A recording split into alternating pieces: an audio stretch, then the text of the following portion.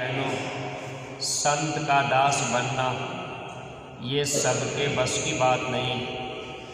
जब हम आप गुरु के करीब आते हैं, अगर गुरु के हर वचन को माने, तब हम आप उनके दास बन पाते हैं। लेकिन हम लोग अपने मन के मुरीद रहते हैं, मन के कहने में चलते हैं। गुरु के कहने में कोई जीव चल पाते हैं। अब गुरु अगर जीवन में मिल भी गए तो स्वामी जी महाराज एक बात बताया करते थे कि गुरु के मिलने के बाद जीव को कर्मों का फल भोगना भी पड़ता है। जैसे हम आप क्रियामान कर्म करते हैं और रोज़ कुछ न कुछ कर्म करते हैं, तो ये रोज़ का कर्म, अब हम आप जो अच्छा और बुरा करते हैं, ये कर्म जो है रोज़ का रोज़ ख़त्म नहीं हो पाता। कुछ अच्छा भी किए और कुछ बुरा भी किए। कभी कभी अक्सर हम आप देखते हैं, जैसे दुनिया में कोई आदमी बुरा काम करता है, हम लोग ये सोचते हैं कि भाई फला आदमी इतना बुरा काम करता है, फिर भी उसका विकास हो रहा है। यानी कोई आदमी चोरी ठगी बेईमानी करता भी है, तब भी उसके पास धन दौलत रुपया पैसा बढ़ता है, तो हम लोग ये सोचते हैं कि भाई वो आदमी बुरा काम भी करता है, फिर भी उसका विकास हो रहा है। लेकिन कभी कभी अक्सर हम आप ऐसा भी देख लेते हैं, कभी कोई आदमी बुरा कर्म किया, उसके कर्म का फल उसको तुरंत मिल जाता है। लोग ये कहते हैं कि देखिए फला आदमी बुरा काम किया था, भगवान ने उसको तुरंत सज़ा दे दिया। तो स्वामी जी महाराज बताते थे, जो रोज़ का कर्म है क्रियामान कर्म, यहाँ अच्छा और बुरा कर्म सबसे होता है। तो कुछ कर्म तो जीव को तुरंत भोगने को मिल जाता है, कुछ कर्म को काल भगवान संचित करके रख देते हैं। जैसे पाप कर्म किए उसकी सज़ा नहीं मिली, तो फिर ये होता है कि जैसे कोई चोर आदमी चोरी किया, पकड़ा नहीं गया, तो चोर सोचता है कि हम पकड़े नहीं गए, यानी उसका फल उसको बाद में मिलेगा। कभी ऐसा होता है चोर चोरी किया, तुरंत पकड़ा गया, तो उसको उसकी सज़ा तुरंत मिल जाती है। तो पहला कर्म जो क्रियामान कर्म है, अच्छा बुरा कर्म रोज होता है, इसमें से कुछ कर्म संचित करके रख दिया जाता है, वो जीव को अगले जन्म में फिर भोगना पड़ता है। और कुछ कर्म को तुरंत काल भगवान भोगवा देते। सत्संगी प्रेमी भाई बहनों, जब मानव जीवन में गुरु मिल जाते हैं तो क्रियामान कर्म को सुधारने की बात करते हैं। सत्संग के द्वारा हम लोगों के अंदर जो बुराइयां हैं, जो कर्म हम आप अच्छे बुरे करते हैं, सत्संग के द्वारा ही इन कर्मों को हम आप छोड़ सकते हैं। इसीलिए मानव जीवन में गुरु का मिलना जरूरी होता है। जब गुरु मिलते हैं तब सत्संग मिलता है। जब जीव सत्संग चेत करके सुनते हैं, तब लोग बुराई से बचते हैं। जैसे जानकारी हो गई कि ये बुरा कर्म है, तो फिर हम आप उससे बचने का उपाय करते हैं। और अच्छा और बुरा ये दोनों कर्म है, दोनों तरह के कर्म को हम आप जानते भी। बुरा कर्म करने पर भी आदमी जानता है कि ये बुरा काम है। जैसे स्वामी जी महाराज कहते थे, जो काम करने में डर लगे वो बुरा काम है। अब अगर किसी पिता को अपने घर में बैठ करके अपने बहू के बेटे के साथ, या उस घर में और कोई बड़ा आदमी है, उनके सामने बैठ करके शराब पीने में डर लगता है। लेकिन अगर उसी घर में सबके सामने बैठ करके दूध पीना हो तो डर नहीं लगेगा।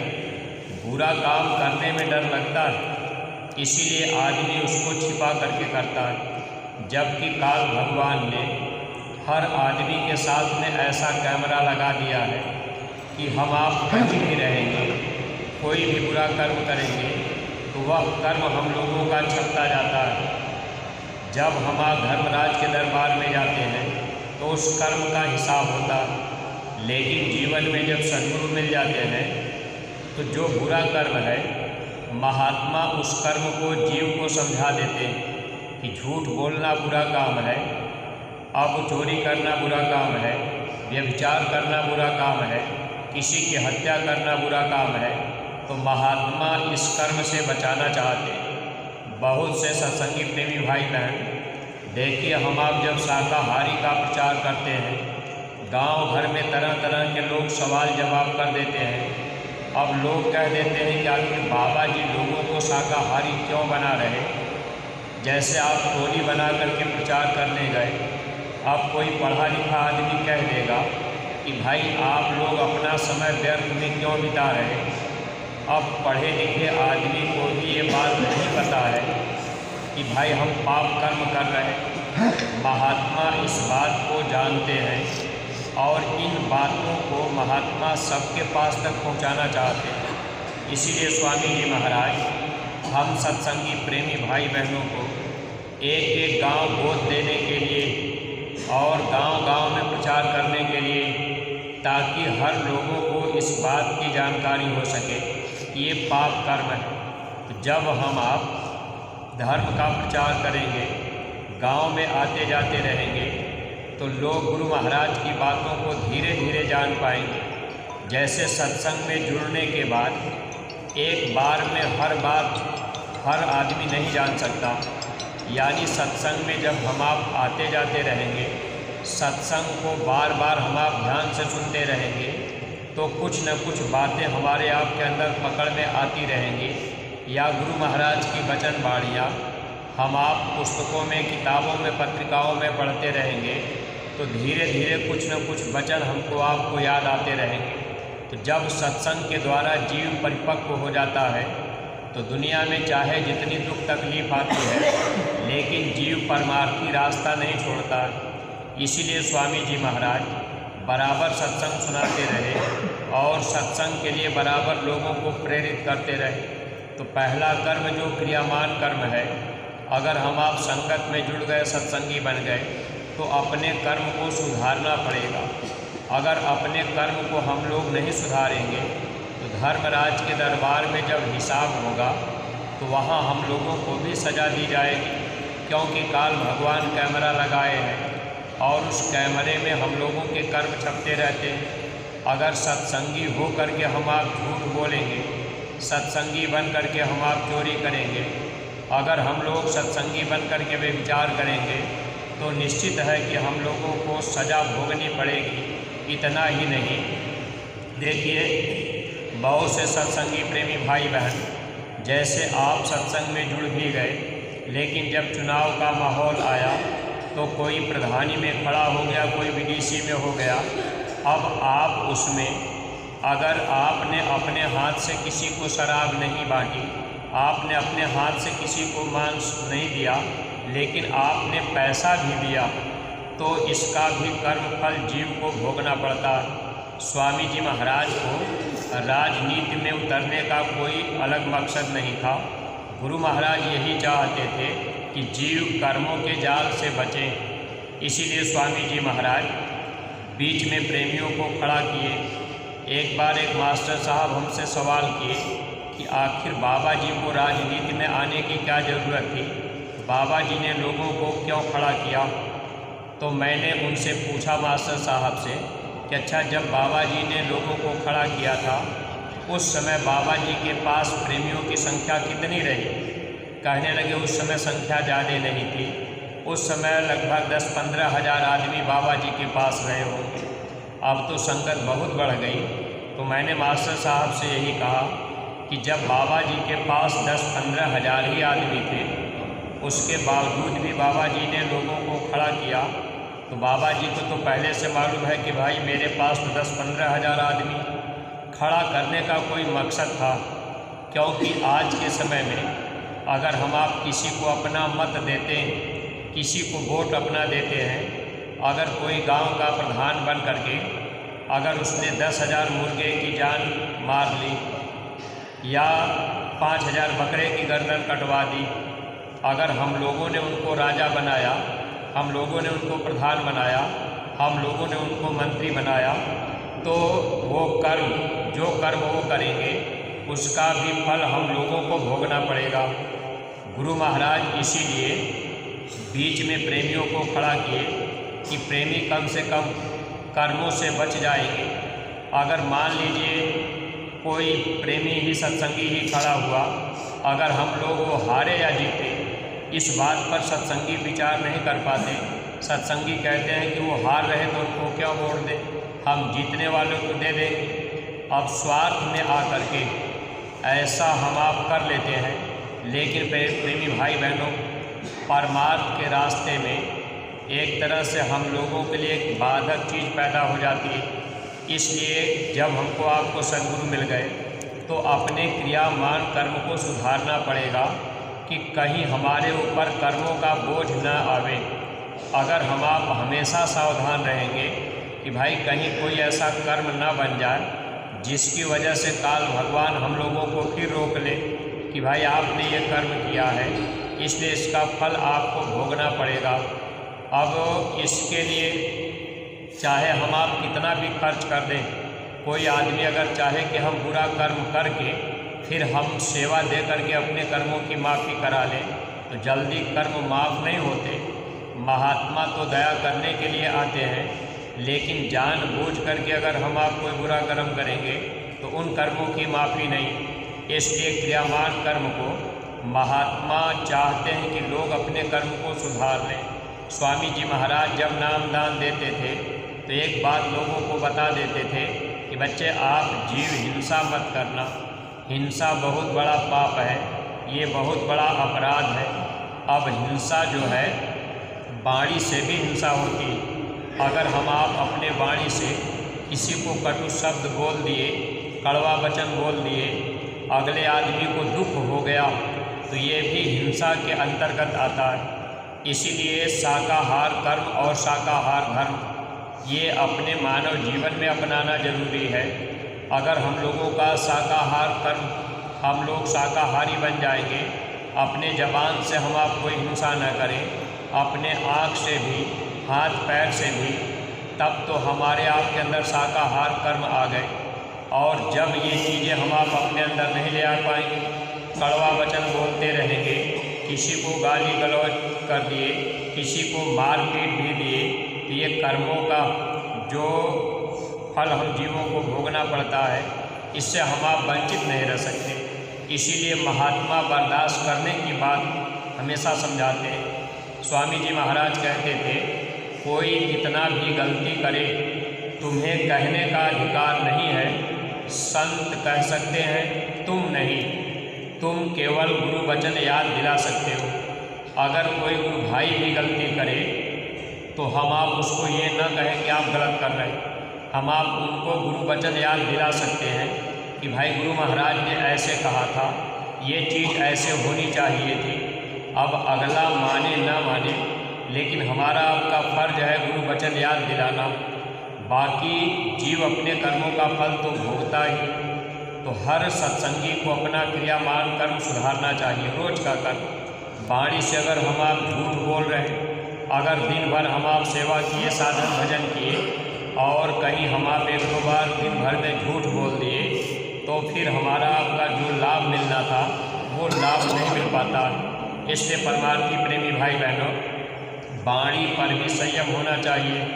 देखिए, हम आप वैसे सुनते गाते बजाते हैं, मन की तरंग मार लो बस हो गया भजन, आदत बुरी सुधार लो बस हो गया भजन, आए हो तुम कहाँ से जाओगे फिर कहाँ, इतना तो दिल विचार लो बस हो गया भजन।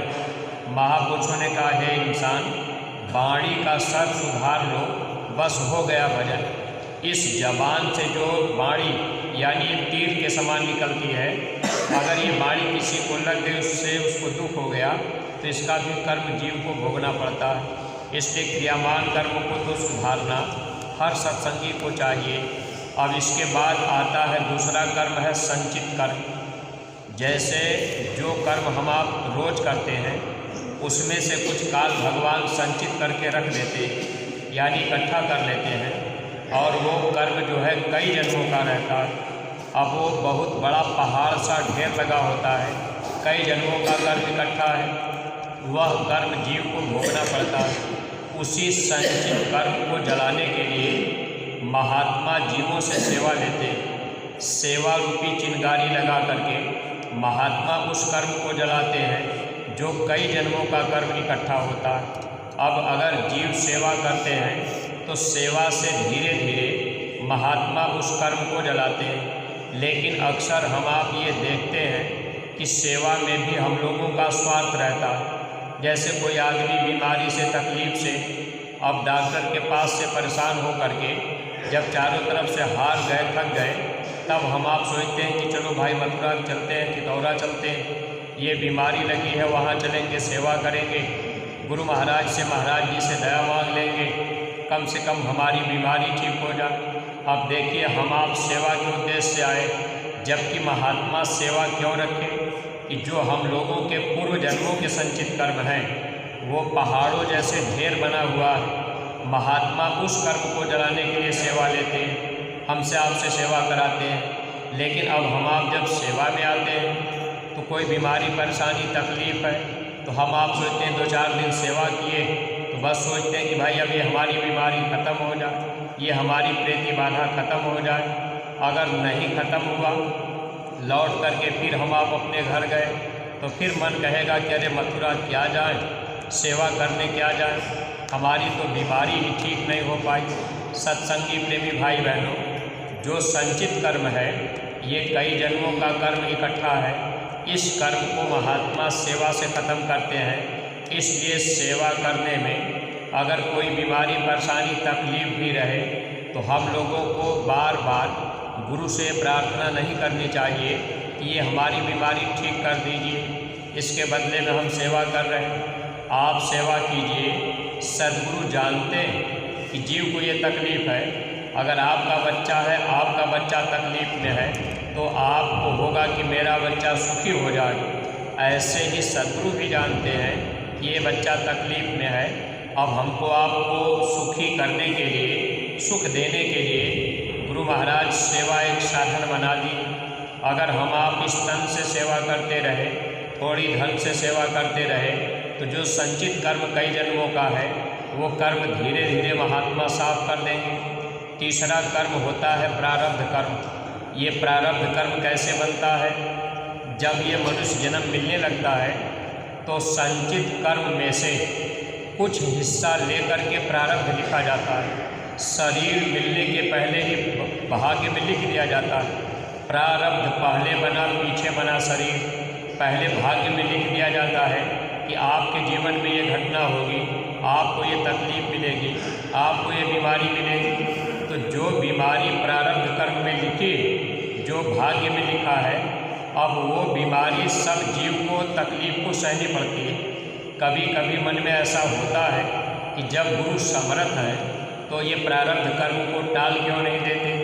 एक बार स्वामी जी महाराज से एक प्रेमी पूछे कि हुजूर आप तो सर्व समर्थ हैं, तो आखिर इस कर्म को आप टाल क्यों नहीं देते, आप इसको साफ क्यों नहीं कर देते। तो स्वामी जी महाराज समझाने लगे कि देखो बच्चा, ये शरीर प्रारब्ध पर ही टिका होता है।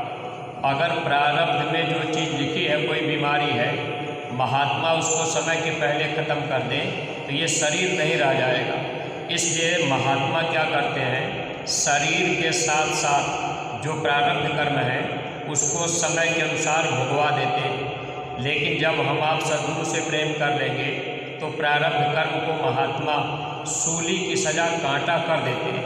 अगर कहीं आपका पैर टूटना हो तो अंगूठा में ही चोट लग जाएगा, उतने में ही कर्म आपका महात्मा पूरा करा देंगे। अब जैसे हम आप सेवा कर रहे हैं, मान लीजिए कोई ऐसी घटना कभी होने वाली हो जो जिसमें आपके पैर ही कट जाए, अब आप फावड़ा चला रहे, फावड़ा ही हल्का सा लग गया तो महात्मा सूली की सज़ा कांटा कर देते हैं। ये तो दया कर देते हैं, लेकिन प्रारब्ध कर्म को महात्मा छेड़ते नहीं। प्रारब्ध सबको भोगना पड़ता है, जो लिखा है वो सबको भोगना पड़ेगा।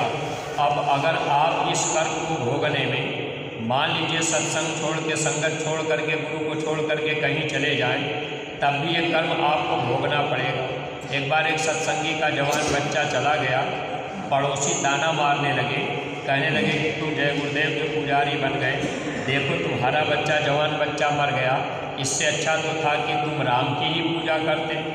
अब सत्संगी जो पक्का नहीं है, अब उसका मन थोड़ा सा खटक गया कि सही बात है गुरु महाराज, अगर समर्थ होते तो हमारे बच्चे को बचा लेते। जबकि सत्संगी को विचार करना चाहिए, अगर कोई आपसे कह दे कि भाई आप जय गुरुदेव की पूजा करते हैं, आपका नुकसान हो गया, अरे आप इनकी पूजा करते, रामकृष्ण की पूजा करते।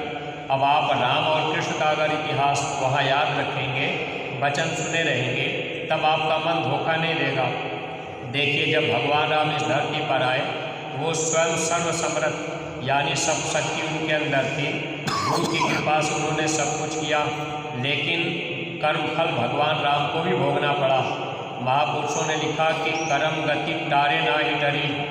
अब भगवान राम जब जंगल में गए, मुनि वशिष्ठ जी ज्ञानी पंडित शोध के लगन धरी। वशिष्ठ जी शोध करके लगन रखे कि राम किस दिन बन जाए। अब जब वो जंगल में गए तो जंगल में क्या हुआ, सीता हरण मरण दशरथ का वन में विपद पड़ी। अब सीता का हरण हो गया, यानी स्वयं राम की पत्नी का हरण हुआ। अब ये कोई मामूली उनके लिए तकलीफ नहीं थी, और पिता का मरण हुआ। कहने का मतलब ये है कि ये जो प्रारब्ध में लिखा ये जीव को भोगना है। अब कोई आपसे कह दे कि भाई आप गुरु महाराज बाबा जी के पास आते जाते हैं, बाबा जी ने आपकी तकलीफ को नहीं डाली, इतने में आपका मन खराब हो जाएगा। फिर आप सोचेंगे चलो इस देवी के पास, उस देवता के पास, या हम उनकी पूजा करेंगे, उनके पास चलेंगे, तो लोक भी बिगड़ा और परलोक भी बिगड़ा। इसलिए सत्संगी प्रेमी भाई बहनों, जब मानव जीवन में गुरु मिल जाए तो दुनिया में चाहे जितनी तकलीफें आवे, हम आप उसको अपना प्रारब्ध कर्म मानकर अगर हंसते हंसते भोग लेंगे तो गुरु महाराज दया कृपा करके हम जीवों को निधाम पहुंचा देंगे। अगर गुरु से मन मोड़ लेंगे, रास्ता छोड़ देंगे, ये जीवन फिर धोखे में निकल जाएगा। इसलिए हम आप बराबर अपना समय सेवा में, साधन भजन में और गुरु से प्रेम करने में, जब सत्संग के वचन सुनते रहेंगे, गुरु के वचन को मानते रहेंगे, प्रेम बढ़ता जाएगा।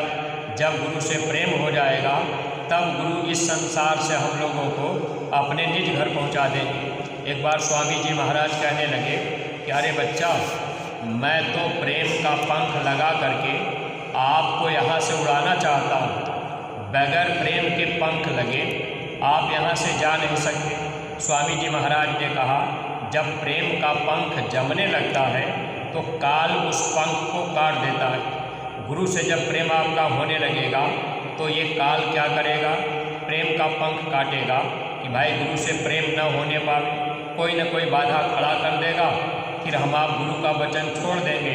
जैसे हम आप कोई सेवा लग गई, अब कोई कह दिया भाई ये सेवा लगी, अब उसी समय आपके घर परिवार में कोई बीमारी हो तो आपको गुरु दरबार से कोई संदेश मिलेगा, तो आप कहेंगे भाई हम बीमारी में फंसे, फिर हम अब इस समय सेवा कैसे करेंगे। जबकि ऐसी हालत में भी अगर गुरु से हम आप प्रेम रखना चाहते हैं तो कोई विशेष परिस्थिति भी है, ऐसी हालत में भी हम आप गुरु वचन पूरा करने का इरादा बनावें। मान लीजिए कहीं बीमारी में फंस गए और उसी समय कोई सेवा लग गई, अगर हम आप बात काट दिए कि भाई इस समय तो हम सेवा नहीं कर पाएंगे, तो फिर हम आप गुरु वचन से वंचित हो गए। उसी समय अगर हम आप ये इरादा बना लें कि चलो भाई अगर हमको 100 रुपया सेवा देनी थी तो हम 10 रुपया देंगे, लेकिन यह है गुरु वचन न कटने पावे।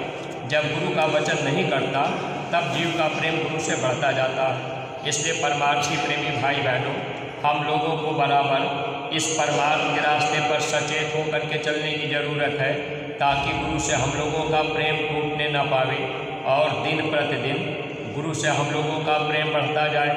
अगर एक एक गांव को गोद ले करके हम लोग शाकाहार का प्रचार करते रहेंगे तो ये गुरु से हमारा आपका प्रेम गाढ़ा होता जाएगा।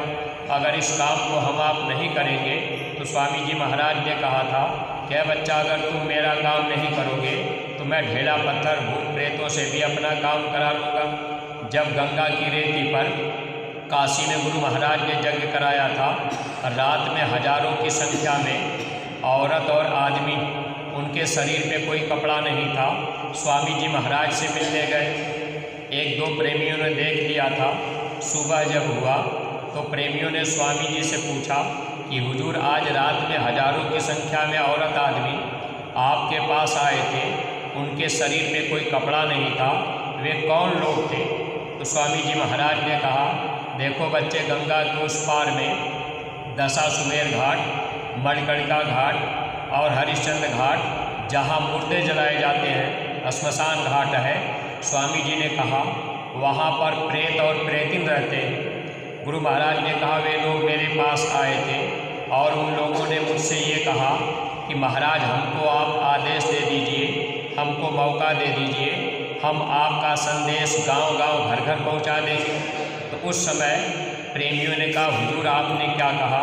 स्वामी जी ने कहा मैंने उनसे ये कह दिया है कि पहले तो मैं अपने बच्चों के द्वारा काम लूँगा, जब ये मेरे बच्चे मेरा संदेश घर घर नहीं पहुँचाएंगे तब मैं आप लोगों के द्वारा अपना काम करा दूँगा। सत्संगी प्रेमी भाई बहनों, अगर हम लोग एक एक गांव को गोद ले करके और जन जन तक घर घर जा कर के संदेश नहीं सुनाएंगे तो ये काम तो गुरु महाराज का रुकेगा नहीं, हम आप वंचित रह जाएंगे। अगर हम लोग निमित्त मात्र खड़े हो गए, इस काम को कर देंगे तो लोक और परलोक दोनों का लाभ हम प्रेमी भाई बहनों को मिल जाएगा। ये मानव जीवन हम लोगों का पाना सार्थक बन जाएगा। जो भी हम लोग अपना समय सेवा भक्ति में लगा रहे, ये समय हम लोगों के लिए सार्थक हो जाएगा। पूज्य महाराज जी ने इतना तक कहा, जितना समय आप गांव गोद ले करके प्रचार करने में लगाएंगे, ये समय आपका परमार्थ में जोड़ा जाएगा। परमार्थ में दिया हुआ समय भजन में बदल जाएगा और भजन के द्वारा ही जीव को यहाँ से महात्मा ले जाते हैं। भजन ही साथ में जाता है। अब हम आप 1-2 घंटे भजन नहीं कर पाते, अगर गांव गोद ले लिए, 10-5 आदमी की टोली बना लिए, जा कर के 4 घंटा गांव में प्रचार कर दिए, तो वो 4 घंटा हमारा आपका भजन में जुड़ेगा। ये चीज़ हम आप अगर कर लेंगे तो हम लोग दया के पात्र बन जाएंगे, लोक परलोक दोनों सार्थक हो जाएगा। तो इन्हीं शब्दों के साथ में हम अपनी वाणी को यहीं पर विराम दे रहे हैं। कोई बात अगर अटपटी लगी हो तो आप लोग अपना छोटा भाई समझकर क्षमा कीजिएगा। सब लोग प्रेम के साथ मालिक के पावन नाम का उच्चारण करेंगे। जय